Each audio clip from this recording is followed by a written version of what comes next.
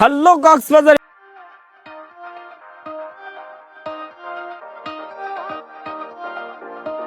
এই মুহূর্তে রয়েছে আমরা লক্ষ্মীপুরের কমলনগর উপজেলার মতিরহাটে। এই জায়গাটা দেখতে একেবারে কক্সবাজারের মতো। এই জায়গা যদি আপনি এরকম একটা সিনারি দেখতে চান তাহলে আপনি কোন সময় আসতে হবে সেক্ষেত্রে হচ্ছে আমি আপনাদেরকে দেখাচ্ছি। দেখি এখন কয়টা বাজে।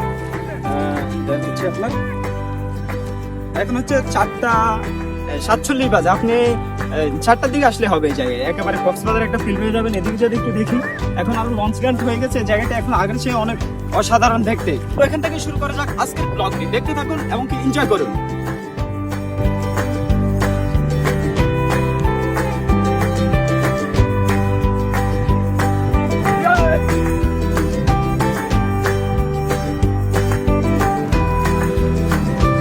হচ্ছে এই মুহূর্তে আমরা যেই জায়গায় রয়েছি মতিরহাটে মৌসুদের হাটের মধ্যে। এখানে দেখতে পাচ্ছেন আপনারা লঞ্চ ঘাট হয়ে গেছে।